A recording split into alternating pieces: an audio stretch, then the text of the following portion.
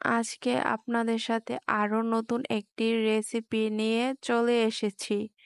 তো কিভাবে চিংড়ি মাছ দিয়ে লতির তরকারি রান্না করলাম সেই রেসিপি আপনাদের সাথে শেয়ার করব। তো যারা নতুন রাঁধুনি তাদের জন্য খুবই হেল্পফুল হবে। আসসালামু আলাইকুম everyone, welcome back to my channel and welcome to my new blog. I hope আপনারা সবাই অনেক বেশি ভালো আছেন অ্যান্ড সুস্থ আছেন।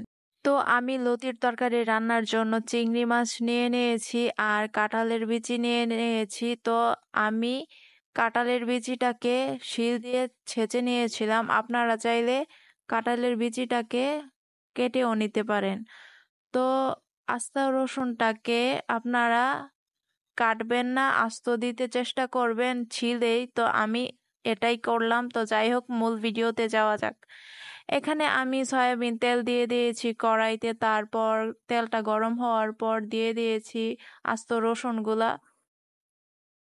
তো পেঁয়াজ কুচিগুলো দিয়ে দিয়েছি। চেষ্টা করবেন সব সময় আস্ত রসুনগুলা গরম তেলেই দেওয়ার।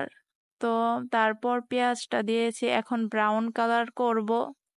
আর আমার ভিডিওটি আপনারা ফেসবুক থেকে দেখে থাকলে অবশ্যই পেজটাকে ফলো করবেন, আর ইউটিউব থেকে দেখে থাকলে চ্যানেলটিকে সাবস্ক্রাইব করবেন। তো এখানে আমি রসুনের পেস্ট দিয়ে দিয়েছি পরিমাণের চেয়েও বেশি, কারণ লতির তরকারিতে সবসময় রসুনের পেস্ট একটু বেশি দেওয়ার চেষ্টা করবেন। আর এখানে দিয়ে দিয়েছি লবণ পরিমাণ মতো। তো এখানে এখন দিয়ে দিয়েছি এই ধনে গুঁড়া, তারপর একটু হালকা করে পানি দিয়েছি, তারপর দিয়ে দেব হলুদের গুঁড়া, তারপর দিয়ে দেব একটু বেশি করে মরিচের গুঁড়ো। তারপর এখন একটু মশলাগুলোকে কষিয়ে নিচ্ছিলাম। আর আমার ভিডিও আপনাদের কেমন লাগে অবশ্যই কিন্তু কমেন্ট করে জানাবেন।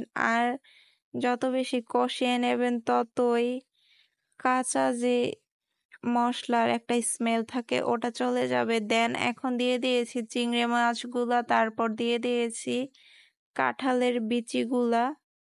তো এখন এগুলাকে একটু আমি আরো কষিয়ে নিচ্ছিলাম, কারণ চিংড়ি মাছগুলাকে দিয়ে কাঁঠালের বিচিগুলাকে দিয়ে ভালোভাবে কষিয়ে নিলে তরকারিটা অনেক বেশি মজা লাগে। আর এখন মূল আমি এই রেসিপির মূল জিনিসটা দিয়ে দিয়েছি লতিগুলো। তো লতিগুলোকে দিয়ে এখন ভালোভাবে নাড়িয়ে চাড়িয়ে এগুলাকে কষিয়ে নেব ভালোভাবে।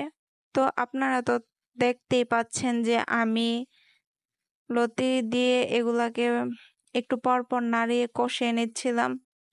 তো এগুলাকে আমি ভালোভাবে কষানোর জন্য বা নাড়িয়ে নিচ্ছিলাম। আর কষানোর মধ্যেই দেখবেন যে লতিগুলা একদম মিশে যাচ্ছে। একটু হালকা হালকা মিশে যাওয়ার পরে যখনই কড়াইতে দলা পেকে লেগে যাবে তখনই পানিটা অ্যাড করব। তো আপনারাও একদিন এইভাবে রান্না করে ট্রাই করতে পারেন।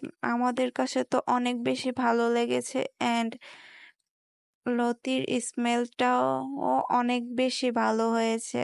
এই লতির স্মেলে মনে হচ্ছে যে গরম গরম ভাত দিয়ে খেয়ে নেব। তো যাই হোক, অনেকক্ষণ কষানোর পর এখন পানি অ্যাড করব অল্প অল্প করে। আমি একদম পানিটাকে শুকিয়ে নিয়েছি। আপনারাও এইভাবে একদম ঝোলটাকে শুকিয়ে নেবেন। তো ভিডিওটা আর বেশি লং করব না। তো আজকের মতো ভিডিওটা এখানেই শেষ করলাম। আল্লাহ হাফেজ।